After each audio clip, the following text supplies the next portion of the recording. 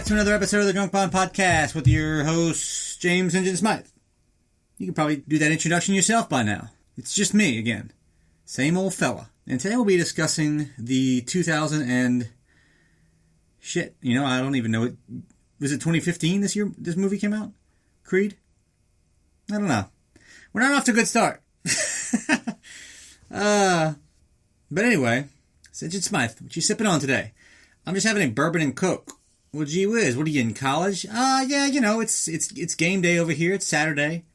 Typically, that was my college drink. I drank so much bourbon in college, it would make your family puke. What? But I drank a lot of it. And I don't drink it that much anymore. I switched to vodka and gin, a little bit lighter. Not as sweet as a bourbon and Coke, but occasionally a bourbon and Coke really hits the spot. I drink Old Charter Kentucky bourbon, the pride of Ville Platte, Louisiana. They drink more Old Charter there per capita than any other place in the world. And you're thinking, well, gee whiz, Jen Smythe, where the fuck is Ville Platte, Louisiana?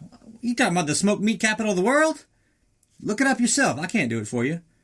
But that's what I'm drinking today. And it's not bad. It's going down pretty well. And this is Thanksgiving weekend, so I'm drinking it from a Christmas glass. And if I can say so myself, I have goddamn wonderful Christmas cocktail glasses. Very tasteful, just like me. And it's actually pretty wonderful. It's my second one. Had a couple cocktails earlier, so I'm tuned up and ready to go. Creed. So let's talk about Creed a little bit. So obviously we had Rocky Balboa. That was it. Rocky was over. It was done. And Ryan Coogler, this director, approached Sly about resurrecting the franchise, doing Creed's son trained by Rocky. And Stallone was like, nah, man, beat it. I'm done. I think I was pretty clear on that. So Ryan Coogler went and did Fruitvale Station, which won the whatever award, something. He won some award. So he was one of the hotter directors in Hollywood. What you gonna do next, Ryan? And he said, you know what? I'd like to resurrect the Rocky franchise, god damn it. So Stallone was like, well, shit, talk to me. What you want to do? So told him his thoughts, and Sly actually agreed to it. When I heard this was gonna happen, as a fan, I was like, fucking no, don't do this. You finally got Rocky Balboa done the way you wanted it to be done. It did well. It was a good conclusion. It's over.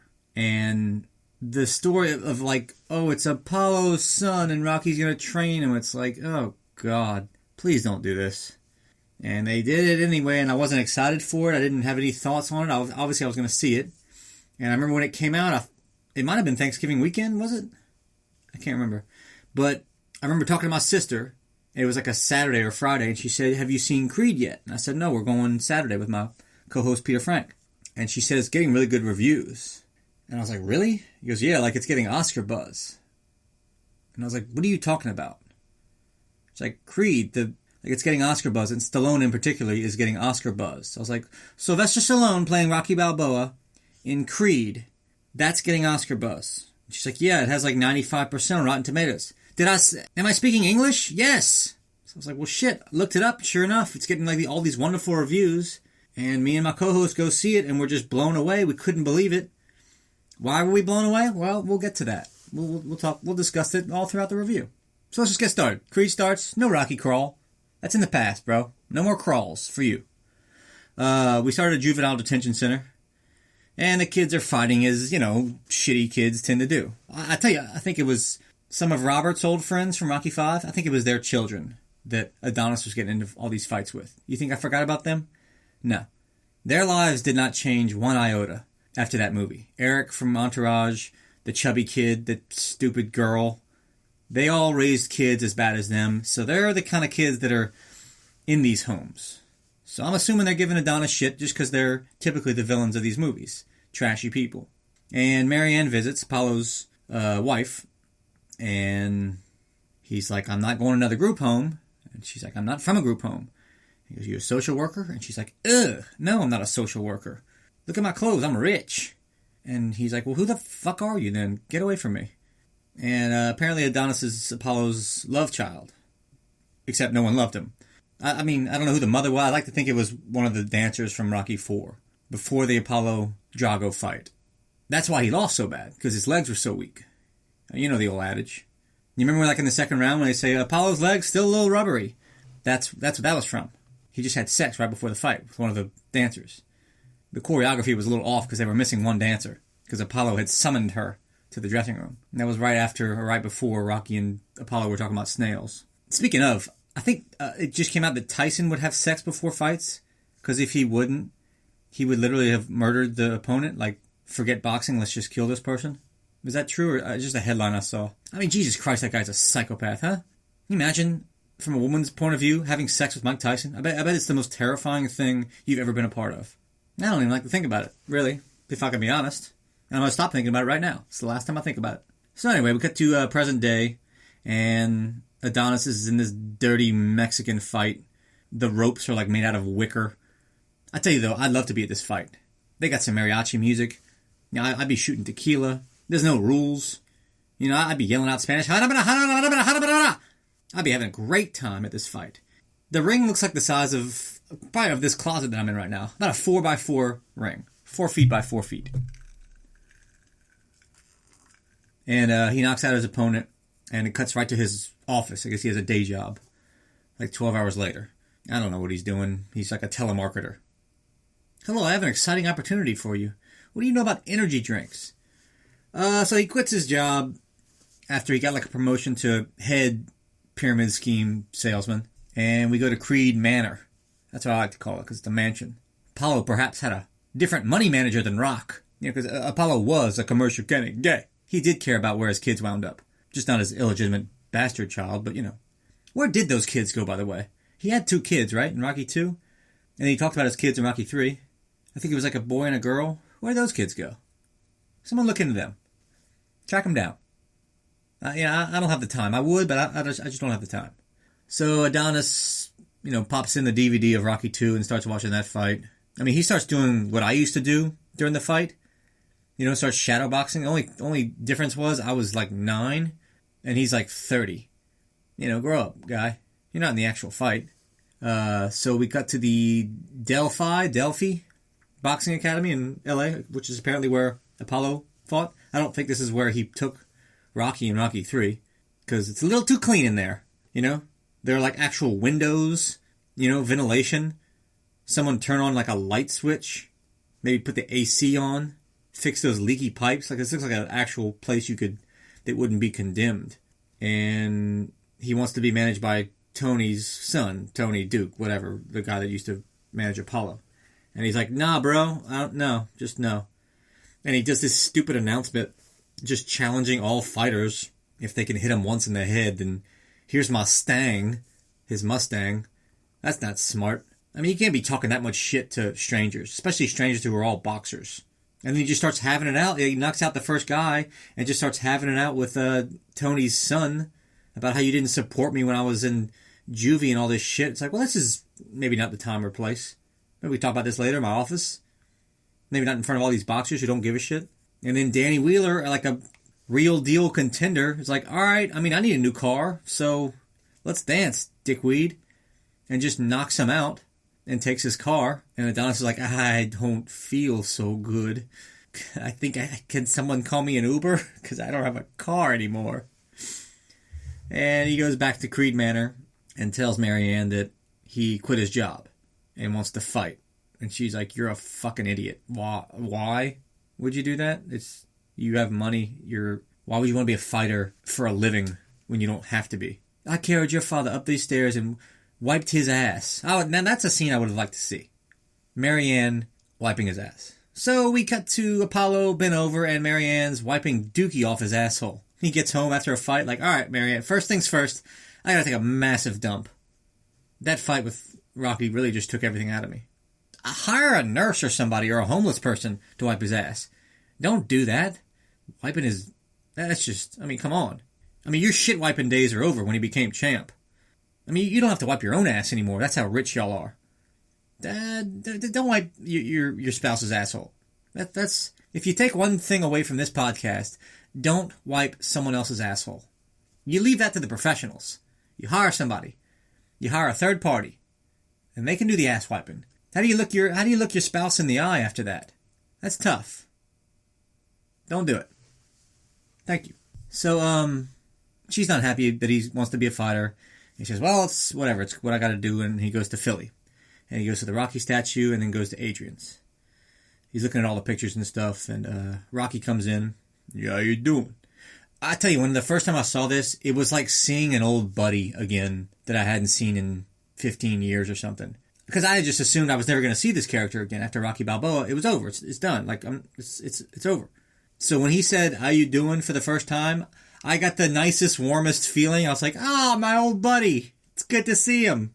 Rocky, good to see you." And he asks him to train him, and Rocky's like, "Oh, nah, man. I don't know who you are, and no, beat it." And he starts talking to him about Apollo training him and Mickey dying and all this stuff and the third fight between Apollo and Rocky. And he's like, how do you know all this stuff? And he's like, I'm Apollo's son. And Rocky doesn't believe him. It's just something about Marianne. The phone still works. Oh, you haven't talked to her since the funeral. I heard you give a nice speech, though. Oh, yeah, it was a great speech. Not a dry eye in that cemetery. Now, granted, I had something to do with why we were even there in the first place, but it was a ball of speech nonetheless. And they're kind of arguing about him being a fighter or not. And he's like, your dad died in the ring. He's like, maybe he went out the way he wanted to go out. Oh, yeah, that must be the case. I'm sure that's exactly how he wanted to die. Getting beaten to death in front of everybody and embarrassed. That is the way to go. And Adonis says, well, I'll be in Mickey's gym tomorrow. So, keep your eyes open. Hey, I don't go there anymore. It is a cash cow, though. It's been subsidizing my shitty restaurant for years. And he also reveals that Apollo won that third fight after Rocky 3. So there's a little fun fact for you that we never got to know. And neither did I really care who won that fight. But, now I know, I guess. I can put that in my own records. Yeah, I ran straight to my archives after that and wrote that down. So we cut to like the HBO thing about Pretty Ricky Conlon, who's just a goddamn criminal. I never thought me would have to go to the jails for 7 years, but it looks like that's happening or something. I don't know. I can't remember why he's going to jail, but he's just a criminal. And he's supposed to fight Danny Wheeler, that guy that's got Adonis' stang. And Adonis is watching in the dark. He didn't believe in light switches either. And he's woken up by a bunch of music downstairs. And that's where his rich roots come back to him.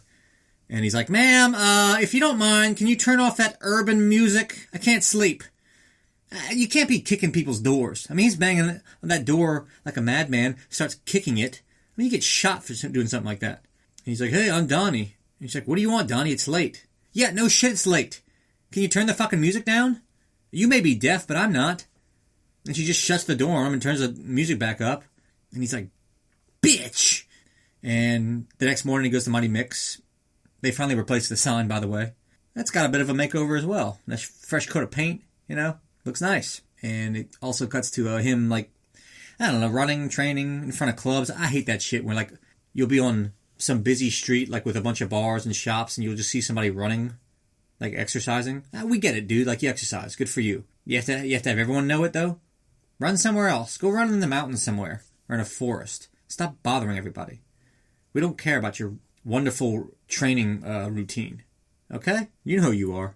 So he goes into the club because he sees Bianca, that's the girl, her name on the sign, and she's singing about whatever, and I think he might starting to maybe be in love. And at the weigh-in for the Wheeler and Conlon fight, Conlon, that psycho fucking moron, breaks Wheeler's jaw. I mean, that's usually just for show, but, he means it. He just, really wants to kill everybody. Breaks his jaw, the fight's off, he's getting sued.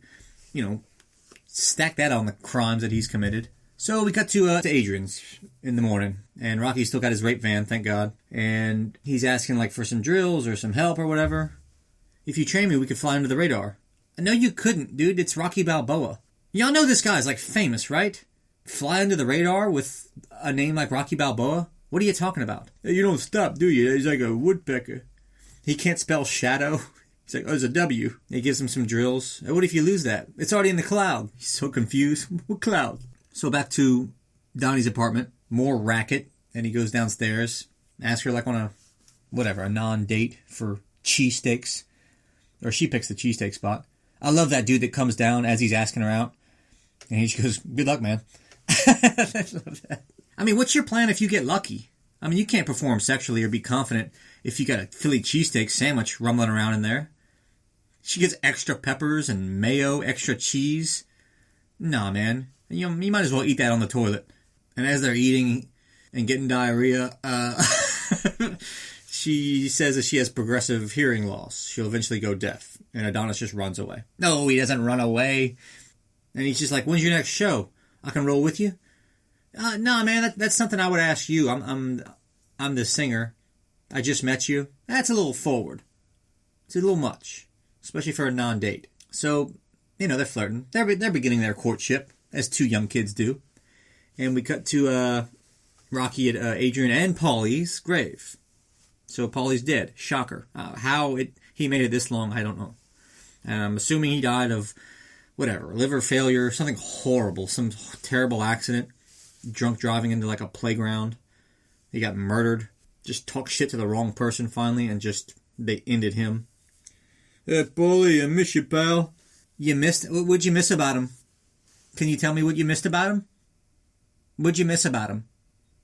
Answer me! I'm surprised they even let Paulie be buried there, the people in charge. I mean, you get a corpse like that in there, I mean, you curse the whole cemetery. Everyone's afterlife is like screwed now, when you have that black cloud over Paulie's grave. That kind of person, you cast him out with the sodomites, the undesirables, the wicked. So he starts talking to Adrian. Good day today. Bills are paid. And Adrian rolls over in her grave because she's never heard that from Rocky in her life. The bills are actually paid. Shall we see what's new in the world today? And he starts thinking about Donnie and his little pitch to Rocky from earlier to train him. And it cuts to Mighty Mix. Rocky back in that shitty corner. I'm sure he's having flashbacks, PTSD, from all the terrible things that happens to him there. I'm surprised he doesn't get mugged immediately. And he goes into Mighty Mix and gets a champion's welcome. Thank God. Somebody recognizes that he's wonderful. And I guess that the trainer had been wanting to get Rocky involved in his son's career. Because the guy that runs the gym now, his son fights, he's like 17-0 or whatever. Then he sees him working with Donnie, and he's like, what the fuck? You met him at a restaurant, now you're working with him, and you're training him now? WT fuck. So they start training, Donnie and Rocky. He's chasing chickens, he's running, speed bag, jump rope, all the staples of the franchise. In the middle of running, he just grabs like the rafters of that structure and starts doing pull-ups. It's like, whoa, easy, bud. You're gonna teeter yourself out. It reminds me of, I was at the gym one day, this is like 10 years ago now. 10 years ago. And I was working out and I saw this guy, and I could just tell it was his first day back at the gym. It was on Monday, and he was Captain America. He's like, I am going to be in the best shape of my life. You could tell it was his first day back in years. First day of the new routine. He was doing the bench press, and then as he was resting, he would just start doing pull-ups and the bench press, and then they would just start doing push-ups. Later on, I saw him in between sets. He was just running in place, jump roping. I swear to God, about 7 minutes later, I looked over and the same guy ran to the trash can and just started vomiting everywhere. And I could not stop laughing at this guy. I had to leave because I was laughing that hard. And the projectile vomit that came out of him in this huge trash can, it was just one of the highlights of my life. That tells you a little something about me.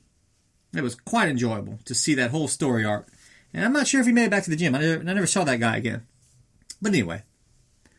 We cut to Bianca's. And they start, I don't know, Donnie and her start singing about things. And they start maybe falling in love. And that evil trainer from Mighty Mix, he just has an evil look, that guy. I've seen him in other things. Maybe The Dark Knight. I've seen him in other things. And he just looks... He's always a villain. He always looks mean. And he wants Donnie to fight his son. Make some money with Rocky's name. Let's get a little payday. You remember money, right, Rock? It's, it pays the bills. And they're like, well, I don't know about that, man. I'm not sure if he's ready. We'll let you know. We'll think about it. And Donnie's telling him, I'm ready. Give me 6 weeks. I can do this. And Rocky's meanwhile, just playing with his rubber ball still. And he catches it. He's like, dude, can you pay attention, man? Asshole, I'm talking to you about my career. Can you stop playing with your toys? He's like, yeah, I'm gonna move into your house, man. We're gonna do it old school. Would you walk around naked?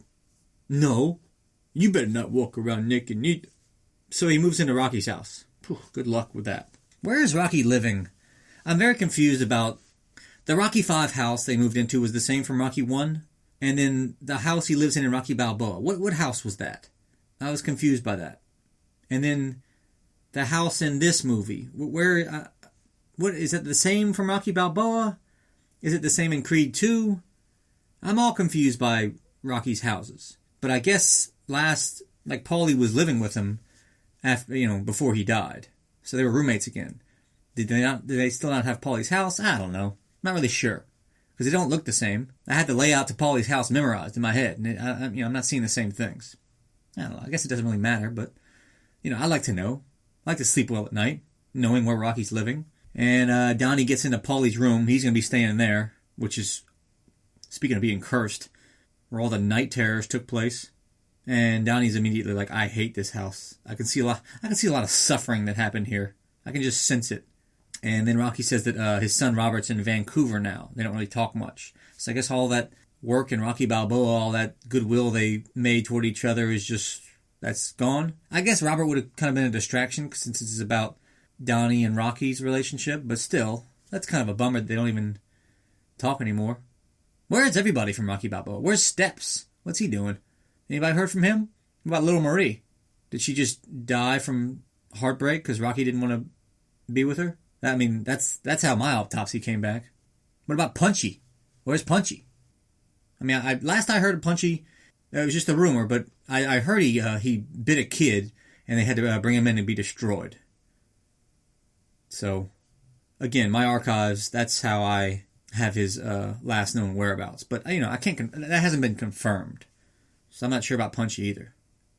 So yeah, Donnie's looking around Paulie's room. He's got porn in there, Swank magazine. Paulie would be jerking off to like off-brand porn. I've never heard of Swank magazine in my life. He's like, all right, Paulie. He's like, nah, dude. This dude would not have been your friend. He would have hated you, and you would have hated him. Your dad hated him. Everybody hated him. He was a hated man, and you need to get out of his room right now because it's like some spooky. They could have gone horror movie with this because of Paulie's ghost. That's what I heard that was the deleted scenes. What Coogler's original vision was just the ghost of Paulie haunting everybody and just bringing everyone down. So Donnie's like, well, first things first. Let's pop these sheets in the washing machine because I'm getting the sense that some horrible things have happened here. And we wake up the next morning. Rocky's dancing. About some Motown music, and they start running. He starts chasing Rocky's rape van. I mean, you see like a random person seeing that. It's like, all right, the person in the van driving it clearly raped somebody. Thus, rape van. That's where the name comes from. He's a rapist, and the person chasing the rape van, I guess, is either like the father or the boyfriend of the person that got raped. I'm not sure. I don't know, but I do know that I need to call the police. I need to call the authorities. Someone needs to be alerted to what's happening here. This is serious crimes. And they run to the new gym. Dirt bike people whizzing by, breaking laws. More on them later. We see them a lot more later. So he starts training at this new gym because he didn't want to be at the same gym as that Pete, that evil trainer's kid. What's his name? Leo or something? Leon? I don't know. And he starts working with other people. He's kind of complaining about that. And Rocky's like, I can't do all that stuff. You work with them. I'm working on your head. You keep doing what you got to do. And again, he just starts like talking shit to his allies there. It's like his sparring partners and people. They get in an actual fight. He's like, fuck this gym. Like, dude, grow up, man. You goddamn hothead. You're working with the heavyweight champ and the best glove man in the game, the best pad man. Like, maybe count your lucky stars. It's a pretty good spot for you. And you got like a really good fight coming up. Isn't this all that you wanted? And now you're talking shit to your sparring partner? Sparring partner doesn't have a shot at any good fight. That poor bastard. Grow up, dude. Straighten up. And they start doing this, I don't know what, like, one step at a time, one punch at a time, one do that, and one piece at a time, one inning at a time, one round at a time. Rocky's on the speed bag during that montage, which I love. Always good to see that. So we cut to the actual fight of, what's his name, Leo or whatever. And that bad trainer finds out that he's Apollo's son. It's like, dude, we could have cashed in on that name. We could have made a nice little payday here. And Rocky's like, hey, you just keep this between me. I appreciate it. So he's like, yeah, sure, I'll keep it under wraps. So the ref comes in to go over the rules, and you can just see Donnie's inner monologue is like, oh, Philly cheesesteaks, I don't feel so good. And he has to go take a shit and cut his gloves off, and I've got to shit immediately. I mean, imagine those noises in the bathroom. It's just like, oh, God. Oh, my God. I told you I didn't want extra onions and cheese, you bitch. I suppose you don't hear me saying that? Shitty meat, chopped beef, and extra onions and extra cheese, and mayo slathered on. I didn't want it. God damn it. And now look at me. I've had explosive diarrhea before a big fight. But she doesn't hear him, because she's got hearing issues, so she doesn't get the brunt of that yell. But he wipes up, and he gets to the fight. And round one. I don't know. They're fighting. I don't know. I don't like this guy, this Leo guy. I mean, everyone talks about the coronavirus pandemic. I want to talk about the tattoo pandemic. There's too many tattoos. All over people's bodies. Not just like one or two here and there. It's the entire body, man. Head to toe. Don't get a neck tattoo or a face tattoo. That's my advice to you.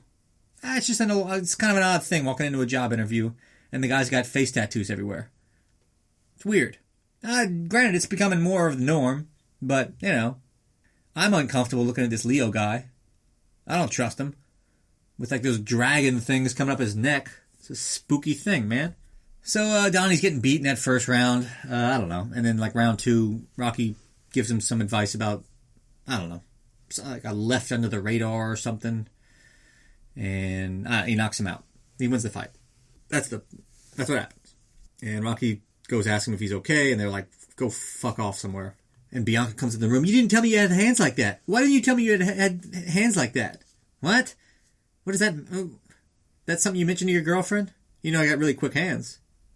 Oh yeah, let's see them. So shadowboxing for her? It's weird. You didn't tell me you had quick hands like that. I don't know. It just never came up in the course of our conversation. When would I have brought that up? It's a stupid thing to say. And he's all fired up, and he's like, what are we doing after this? And he's like, I don't know. Let's go for it. Hey, Rocky 5, right? And he's like, what?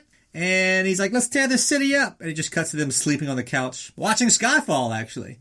There you go. My two favorite franchises. Mixing in together. It's fun. Two of my friends become friends themselves. It's good to see.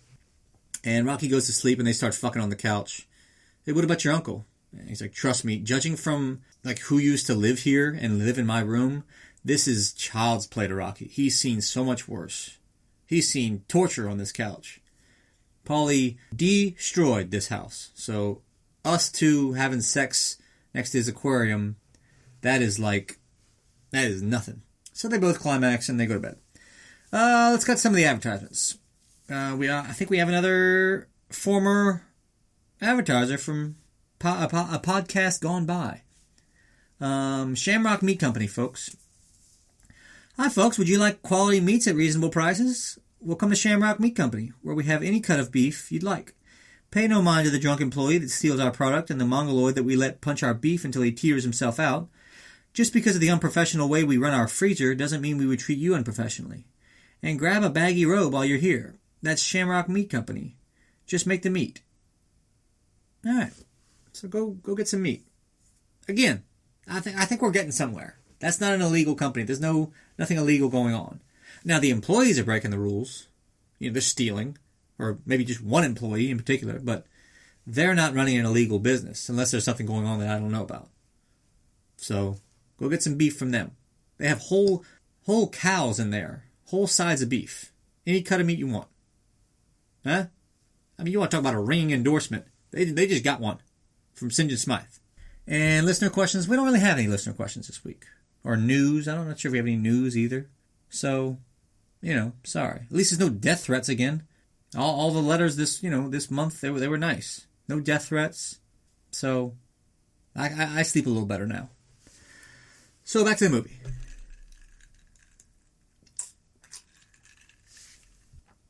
The next morning after the fight, they're having breakfast. And Bianca finds out that Apollo's his dad. And I guess she's like mad because he didn't tell her or something. They start arguing in the street or whatever. I do care about you keeping it 100 with me, though. I don't know. So I don't know what they're arguing. It's something about motivating each other, and it's like it's an argument when it's not, and then they make up and they kiss and they're in love again, and I don't know what's going on, and I don't really care. And we got to PTI on ESPN talking about how he's like a mistake, basically. Like, is this tarnish Apollo's legacy because he has a kid out of wedlock? And like, it's an embarrassment to his legacy and all this stuff. And we got to Liverpool. We, the Beatles, the full Beatles, from Liverpool. Yes, we are from Liverpool. And Ricky Collins' trainer's telling him he's fighting Creed. And he's like, no, I'm not. This is stupid. And he's like, this is not a fucking discussion, you criminal. It's your last fight. You're going to jail. Then you knock out the dude you're supposed to fight for a huge payday. You're doing what I say. God damn it. You fucking head case. So that's their plan. And he calls Rocky's house number. I'd like to see the process of getting that house number. And they meet at Adrian's, I guess, a couple days later. And they're kind of pitching the fight to him. And we would need you to change your name to Creed. It's just a formality. Just sneaks that in there. And he doesn't really want to do it. And he's like, well, it's the name is the whole thing, dude. Like, what do you think this is? No name, no fight. And he talks to Bianca about it, and I'm not sure what they say. I can't remember how that conversation goes. Something about, I don't know. I can't remember. It's like, you have a funny way of saying you want to make it on your own because you're using Rocky or, I don't know, it's your name and you should do it. I don't know, man. She says some nice things and he says, okay, I'm going to change it to Creed. And we cut to Adrian's and Adonis goes over there. Rocky's like filling out orders. Is he still running the restaurant full time too? That's a lot of work. So they basically agree to fight Ricky Collins. So went from one fight to now he's fighting for the heavyweight or light heavyweight champ. And we cut to Rocky working in with him in the ring, and he starts getting out of breath and all this stuff, and Rocky throws up. I hate it's hard to watch. I hate this thing. I don't like seeing Rocky not well. And then he says like I'm sorry, like apologizes for throwing up and like making a scene. It's just I don't like it. Not that they should take it out. It's just hard to watch my buddy being sick. So they go to the hospital, get some tests and everything, and gets a call the next day to come in, and he's got cancer. I mean, Sly is so great in this scene when he gets the news. It's so horribly sad. And he goes back to the gym after that, and he basically says, like, I'm not doing chemotherapy. My wife did it. Didn't work. I'm cool with it. I'm at peace with it. I'm done. And Donnie sees, like, the flyers in his jacket and, like, confronts him about it. And he's like, if I already decided if I get sick, if I break or whatever, I'm not fixing it. You know, like, I want to be back with my wife, and I don't really have much to live for anymore, so everything that was good was in the past. And then he's like, you and I aren't real family. I'm just some old trainer to you. That was just in our head. And that pisses off Donnie, and everyone's crying, and everyone's upset.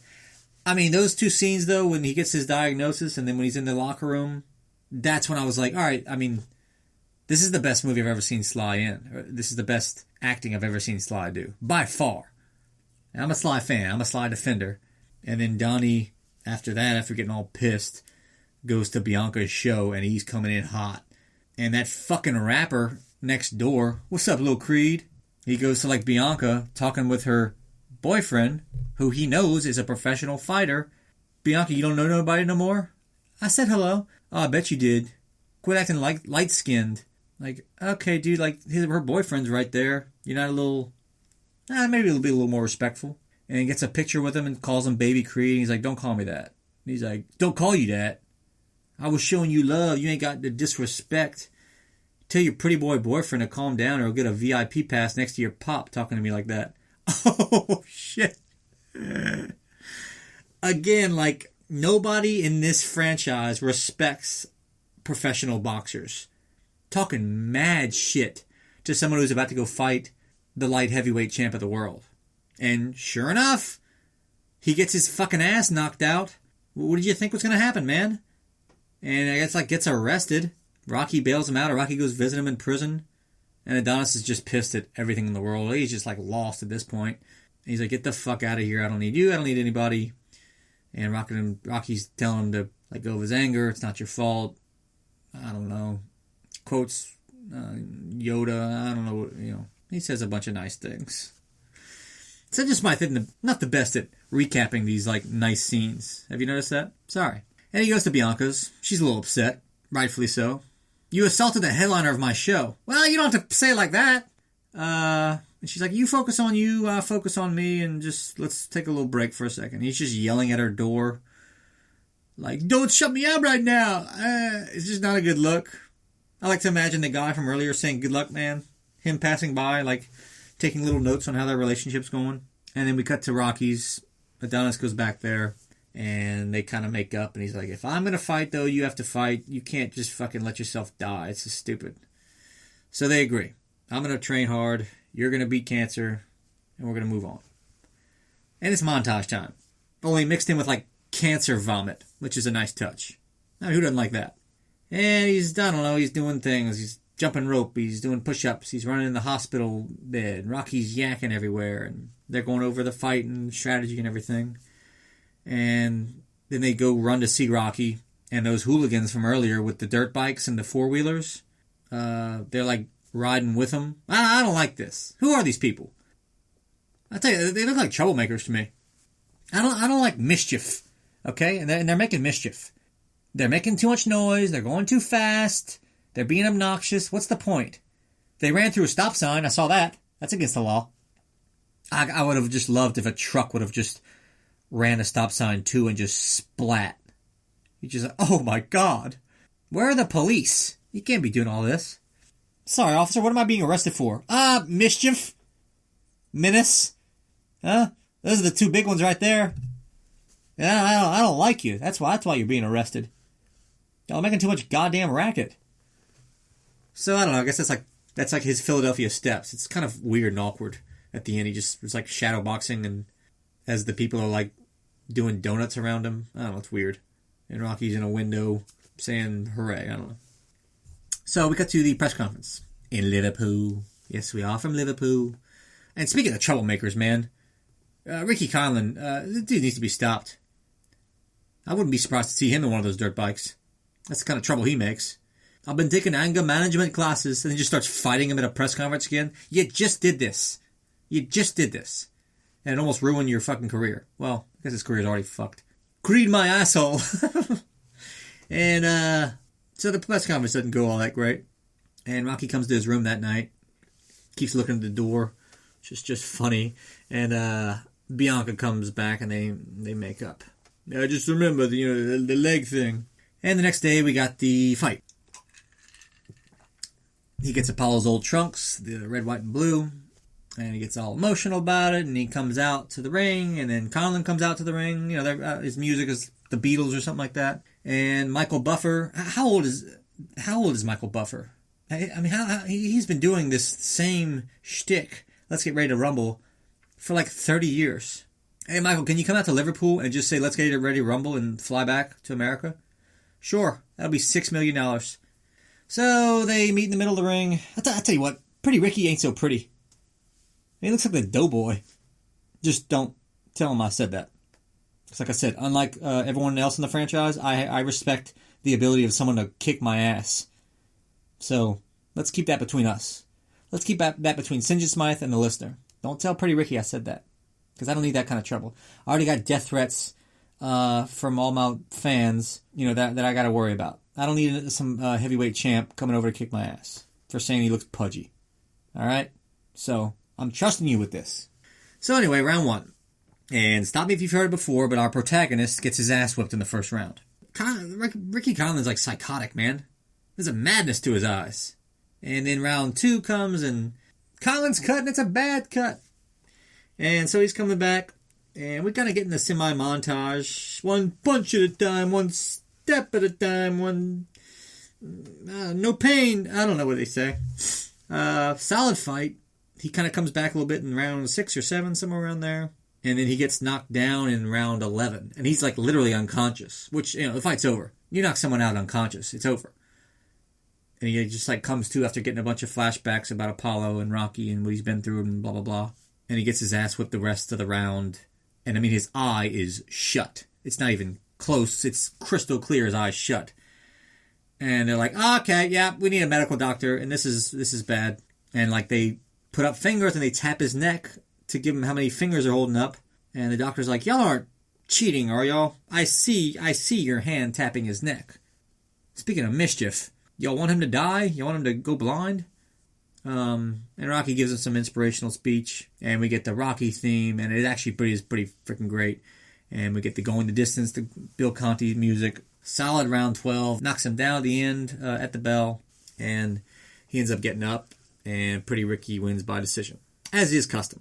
And he comes over to Donnie, and they hug, and they kiss a little bit, just a teensy bit.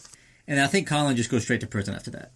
I know we're waiting on your court date and all that, but after your general behavior in this movie, I think we just decided that you need to go to prison now. You're frightening everyone. I don't feel safe. So that's where Colin goes, straight to prison. Max Kellerman interviews him after and is like, what would you like to say to Apollo if you could, your father? He's like, just tell him I love him, and I know he'd leave me on purpose. It's like, well, no, who would think he left you on purpose? He died on purpose just so he wouldn't have to raise you? He got beaten to death in a fight, dummy. That's a stupid thing to say. Why'd you say that? Huh? And he's proud to be a Creed, and Max is like, cool. By the way, you need to get that eye checked out, because there's a good chance you're blind now. One's deaf, one's blind. You have the best parking spot in the world. So that's the fight. He loses, but he's the real winner, and everything's great, and it's a solid fight. So they take the rape van to the steps, the Rocky steps, and the museum security's like, somebody come over here. There's a rapist at the foot of our steps, and we don't like him. And Rocky feel a lot better now, and he goes all the way up the steps, and he said, you can, whatever he says, you can see your whole life from up here, and it fades out with them on top of the steps. Nice little ending scene. So, there's Creed. There's your movie. That's your full size. That's your big boy. Kind of a surprise hit. It was a surprise to me. A surprise critical hit. I actually think, Sly ended up winning the Golden Globe and got nominated for an Oscar, but he was the only nominee for this thing, which I think they got snubbed for both. I think this should have been nominated for Best Picture. I mean, it was a great movie. I think Ryan Coogler should have been nominated for Best Director. That was kind of bullshit. When Sly won the Golden Globe, I jumped up from my couch. I'm sorry to say. Not proud of that, but I jumped up. And I kept that on my DVR forever. That win. I was so fired up. And I'm still pissed that he lost that Oscar to... who was that guy that from Spielberg, Tom Hanks? What was that movie? And I was like, when I kind of calmed down, I was like, well, it's Spielberg, it's Tom Hanks, World War II movie. I'm sure the right person won. But then I went and watched that movie, and I was like, he's not... I mean, he was good, but not. I didn't think he should have won. And he was barely in the movie. I'm still bitter about this shit. So, Daddy's holding a grudge. St. John Smythe got a bit of a grudge about this. But other than that, yeah, it did great and spawned a whole new kind of franchise. So yeah, I thought Michael B. Jordan is great. I thought after that, I was like, man, I feel like this dude's about to be a star, which he's turned into. Tessa Thompson as Bianca was good. Sly, I don't know, maybe it's just because I'm a Rocky guy, but I thought Sly completely stole the show. I've never seen him better in any movie he's ever been in. That includes Rocky 1. I loved him in this. I was blown away. I couldn't believe how good he was. I couldn't believe how good the movie was. Again, I had zero expectations going into this, and it was just great. And the whole plot of he's a mistake, basically. He's labeled as a mistake or as an embarrassment to the family, and he's got to prove himself and all that. It's a good take. It's a solid storyline. And then weaving it in with Stallone fighting for his life while Donnie fights for his whatever. Yeah, it was the whole story of Rocky and all these movies, they're more or less the same. But it proves for the 6 millionth time the whole underdog story, long shot, it always works. It's the most effective storytelling technique, that underdog kind of thing. Everyone relates to it. It's the most relatable. As long as you're doing it in an interesting, new, creative way, it always works. And they proved it again for this movie. The fights were great. The last fight was great. Everything, I have nothing but good things to say about it. Couldn't believe it. Solid flick. Go check it out. Well, you probably have checked it out. Why would you be listening to this if you haven't seen it yet? So there's Creed. I don't really have any fun facts for you. Yeah, I don't have any at all. That's not to say that I didn't have fun. I had a great time, but I kind of had to rush to do this because, I had a deadline. And by God, when a man sets a deadline, he honors that deadline. So I didn't have time to look into these fun trivia facts. So, maybe I'll do some next time. What's next, you ask? Probably Creed 2. Might as well just finish this thing. And I think we're getting to Creed 3, is that right? And that'll be it? Like it's the trilogy? And Michael B. Jordan's directing? So, good for him. And 3 cheers for him. Okay, well, I'll see you next time for Creed 2. Bye-bye.